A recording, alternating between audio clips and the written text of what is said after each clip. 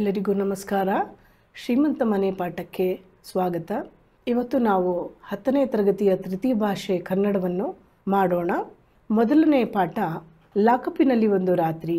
ಈ ಪಾಠವನ್ನು ಬರೆದವರು ಗೊರೂರು ರಾಮಸ್ವಾಮಿ ಅಯ್ಯಂಗಾರ್ ಅವರು. ಬನ್ನಿ ಪಾಠಕ್ಕೆ ಹೋಗೋಣ. ಮೊದಲು ನಾವು ಗೊರೂರು ರಾಮಸ್ವಾಮಿ ಅಯ್ಯಂಗಾರ್ ಅವರ ಬಗ್ಗೆ ತಿಳಿದುಕೊಳ್ಳೋಣ. ಕೃತಿಕಾರರ ಪರಿಚಯ. ಕೃತಿಕಾರರ ಪರಿಚಯ. ಗೊರೂರು ರಾಮಸ್ವಾಮಿ ಅಯ್ಯಂಗಾರ್ ಅವರು 1904 ಜುಲೈ 4ರಂದು ಹಾಸನ ಜಿಲ್ಲೆಯ ಗೊರೂರಿನಲ್ಲಿ ಜನಿಸಿದರು. ಗಾಂಧೀಜಿಯವರಿಂದ ಪ್ರಭಾವಿತರಾಗಿ ವಿದ್ಯಾಭ್ಯಾಸಕ್ಕೆ ವಿದಾಯ ಹೇಳಿ ಸ್ವಾತಂತ್ರ್ಯ ಚಳುವಳಿಯಲ್ಲಿ ಭಾಗವಹಿಸಿ ಜೈಲುವಾಸವನ್ನು ಅನುಭವಿಸಿದರು. ಶ್ರೀಯುತರು 60ಕ್ಕೂ ಹೆಚ್ಚು ಕನ್ನಡ ಕೃತಿಗಳನ್ನು ರಚಿಸಿದ್ದಾರೆ.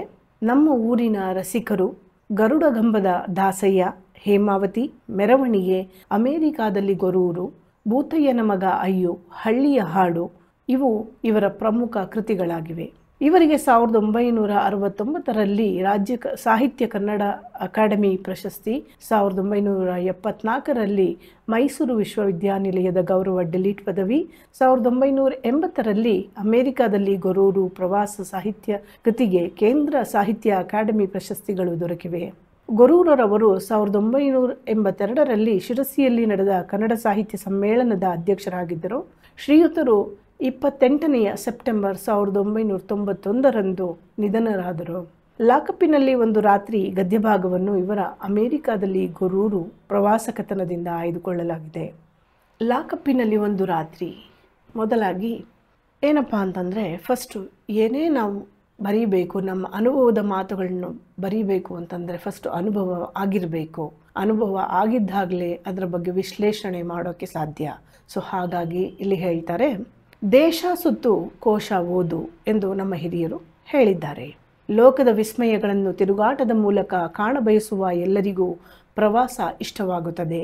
ಪ್ರವಾಸದಿಂದ ದೇಶ ವಿದೇಶಗಳ ನಂಬಿಕೆ, ಆಚಾರ, ವಿಚಾರ, ಭಾಷೆ, ಊಟ, ಉಡುಗೆಗಳ ಪರಿಚಯವಾಗುತ್ತದೆ.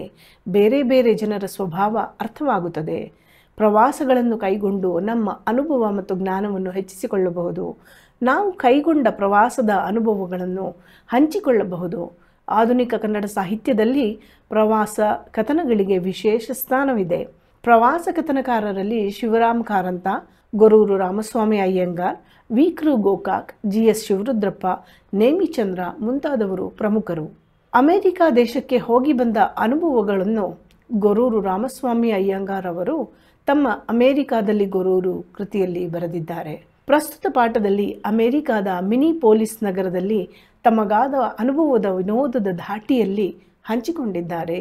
ಯಾಕೆ ಹೇಳ್ತಾರೆ ಲೋಕದ ವಿಸ್ಮಯಗಳನ್ನು ತಿರುಗಾಟದ ಮೂಲಕ ಕಾಣಬಯಸುವ ಎಲ್ಲರಿಗೂ ಪ್ರವಾಸ ಇಷ್ಟವಾಗುತ್ತದೆ ಅಂತ?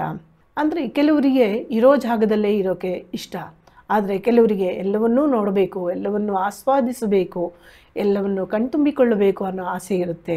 ಹಾಗಾಗಿ ಪ್ರವಾಸ ಹೋಗಿ ಅಲ್ಲಿಯ ಜನರ ನಂಬಿಕೆ, ಆಚಾರ, ವಿಚಾರ, ಊಟ ಎಲ್ಲೇ ಹೋದರೂ ಕೂಡ ಒಬ್ಬರಿಂದ ಒಂದು ಕಡೆಯಿಂದ ಇನ್ನೊಂದು ಕಡೆ ಹೋದಾಗ ಅವರ ವಿಚಾರ ಶೈಲಿಗಳು, ಭಾಷೆ ಬೇರೆ ಎಲ್ಲ ಇರುತ್ತೆ, ಆಚಾರಗಳು, ಉಡುಗೆಗಳು ಎಲ್ಲವೂ ಬೇರೆಯಾಗೇ ಇರುತ್ತದೆ. ಸೊ ಅದನ್ನು ನೋಡಿ ನಾವು ನಮ್ಮ ಆಚಾರ ವಿಚಾರದ ಬಗ್ಗೆ ಅವರ ಹತ್ರ ನಮ್ಮ ಇದನ್ನು ವಿನಿಮಯ ಕೂಡ ಮಾಡಿಕೊಳ್ಳಬಹುದು. ಬೇರೆ ಜನರ ಸ್ವಭಾವ ಕೂಡ ಹೇಗಿರುತ್ತೆ ಅನ್ನೋದು ಕೂಡ ನಾವು ತಿಳ್ಕೋಬಹುದು. ಅದರಿಂದ ಹೇಳ್ತಾರೆ ದೇಶ ಸುತ್ತು ಕೋಶ ಓದು ಅಂತ. ಇದರಲ್ಲಿ ಏನಾಗುತ್ತೆ ಅಂದರೆ, ಅಮೇರಿಕಾ ದೇಶಕ್ಕೆ ಗೊರೂರು ಸ್ವಾಮಿ ಅಯ್ಯಂಗಾರ್ ಅವರು ಹೋಗಿರ್ತಾರೆ. ಅವರು ತಮ್ಮ ಅಮೇರಿಕಾದಲ್ಲಿ ಗೊರೂರು ಕೃತಿಯಲ್ಲಿ ಅದು ಏನಾಯಿತು, ಅಲ್ಲಿ ಹೋದಾಗ ಯಾವ ಅನುಭವವಾಯಿತು ಅನ್ನೋದನ್ನು ಈ ಪಾಠದ ಮೂಲಕ ಅವರು ವಿಶ್ಲೇಷಿಸಿದ್ದಾರೆ. ನಾನು ಮಿನಿಪೋಲಿಸ್ ನಗರಕ್ಕೆ ಒಬ್ಬ ಮಿತ್ರರನ್ನು ನೋಡಲು ಹೋಗಿದ್ದಾಗ ಒಂದು ರಾತ್ರಿ ಅಮೇರಿಕಾದ ಲಾಕಪ್ಪಿನಲ್ಲಿರಬೇಕಾಯಿತು. ನಾನು ನೋಡಲು ಹೋದವರು ಇರಲಿಲ್ಲ. ಅವರ ಪರಿಚಿತರೊಬ್ಬರು ಸಿಕ್ಕಿ ನನ್ನನ್ನು ಮೋಟಾರಿನಲ್ಲಿ ಕೂರಿಸಿಕೊಂಡು ತಮ್ಮ ಕೆಲಸದ ಮೇಲೆ ಹೊರಟಾಗ ನಾನು ದಾರಿಯಲ್ಲಿ ಒಂದೆಡೆ ಕಾರಿನಿಂದ ಇಳಿದು ಅವರು ಅದೇ ದಾರಿಯಲ್ಲಿ ಹಿಂದಿರುಗುವಾಗ ರಾತ್ರಿ 2 ಗಂಟೆಗೆ ನನ್ನನ್ನು ಕರೆದುಕೊಂಡು ಹೋಗಬೇಕೆಂದು ಹೇಳಿದ್ದೆ. ಇವರೇನು ಮಾಡ್ತಾರೆ, ಮಿನಿಪೋಲಿಸ್ ನಗರಕ್ಕೆ ಹೋದಾಗ ಅವರು ಒಬ್ಬರು ಮಿತ್ರರನ್ನ ನೋಡೋಣ ಅಂತ ಹೋಗ್ತಾರೆ.